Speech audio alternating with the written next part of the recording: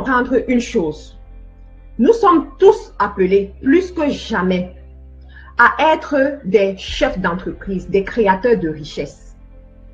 Et pour être un créateur de richesse, il y a certaines choses qu'il faut comprendre.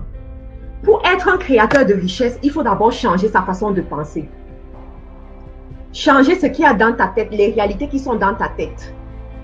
Accepter de laisser passer certaines choses. Accepter de laisser passer l'aide des autres personnes, surtout l'aide de l'État. Je veux parler ici à ceux qui sont dans les allocations familiales et qui ont décidé de s'asseoir dans les allocations familiales. Lorsque je suis arrivée en Angleterre en 2014, quelqu'un m'a donné un conseil. Il m'a dit, n'entre jamais dans les allocations familiales. Lorsqu'il me donnait le conseil, à mon avis, j'étais du genre, mais pourquoi est-ce qu'il me dit ça? Peut-être qu'il ne m'aime pas beaucoup, parce que quand je vois les gens autour de moi, ils sont tous dans les allocations et ils sont très, en fait, lorsqu'ils te parlent de ça, ils sont contents. En fait, ils bousculent pour rentrer dans les allocations.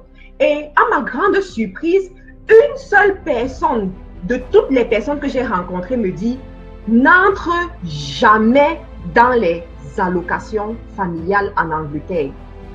Les allocations familiales, c'est un piège. Et la personne me dit ça, sa femme est banquier. Et lui-même, il travaille dans des grandes entreprises.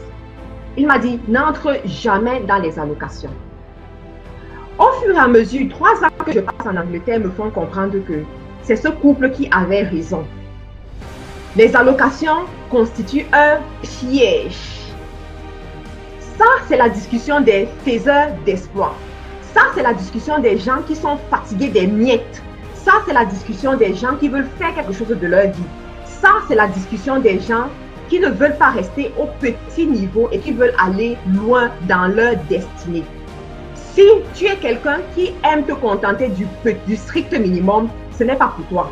Cette discussion n'est pas pour toi. Si tu es quelqu'un qui aime quémander et qui aime qu'on mène la sûreté dans ta vie pour les miettes, cette discussion n'est pas pour toi parce que c'est ça la vie des allocations.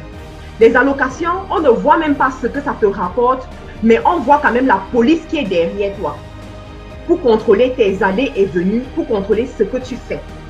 Et moi, je me dis que si tu as passé des nuits blanches à prier pour avoir un visa, si tu t'es battu pour avoir un visa, pour venir en Europe, rester sur les allocations familiales, c'est que tu as perdu ton temps. Ça, c'est ma conception, ça, c'est ce que je crois. Si tu t'es battu, comment on se bat en Afrique là, pour avoir le visa et arriver en Europe, que ce soit, en fait, que tu aies pris n'importe quel chemin pour arriver en Europe, si tu es arrivé en Europe pour rester sur les allocations, à mon avis, je pense que tu as perdu ton temps. Ça, c'est mon avis. Je pense que tu as perdu ton temps. Je pense que tu as vraiment perdu ton temps. La vie des allocations n'est pas faite pour toi. La vie où tu quémandes à l'État n'est pas faite pour toi. Cette vie de sûreté dans ton compte bancaire, dans tes allées et venues, dans tout ce que tu fais, n'est pas faite pour toi. Et pas pendant un mois, pendant des années. Des couples, des gens qui s'asseyent, qui calculent les allocations pendant des années pour sécuriser une maigrichonne de maison. Lorsqu'ils vont à la retraite, la maison de retraite, une maigrichonne, si le mot existe, je le crains, s'il n'existe pas, de maison lorsqu'ils vont à la retraite, c'est que tu as perdu ton temps. Tu aurais dû rester où tu étais. Tu as perdu ton temps.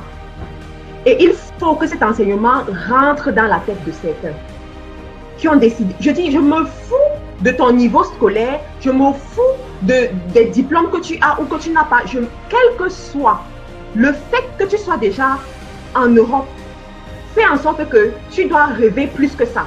Tu dois aller pour plus que ça. Et ça ne dépend que de toi.